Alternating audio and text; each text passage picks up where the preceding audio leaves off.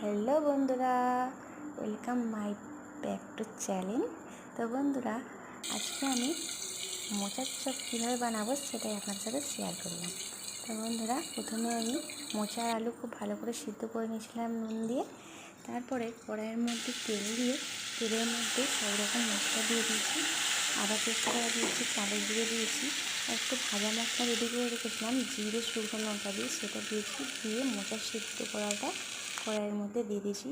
আর নুন চিনি হলুদ তো আছেই, সেগুলো দিয়েছি পরিমাণ মতন। তো দেওয়ার পরে ভালো করে শুকনো শুকনো করে আমি মোচাটাকে বানিয়ে রেডি করে রেখে দিলাম। তারপরে গোল গোল করে নিয়ে প্লাস্টিকের মধ্যে চিপে চিপে চপের মতন বানিয়ে নিলাম। তারপরে তেলের মধ্যে ভেজে চপ আমার রেডি। তো বন্ধুরা, ভিডিওটা কেমন লাগলো অবশ্যই জানাবেন। আর কত সুন্দর মুচমুচে চপ হয়েছে দেখবেন, মোচার চপ। সকলেই ভালো থাকবেন, সুস্থ থাকবেন। বাই বাই বন্ধুরা।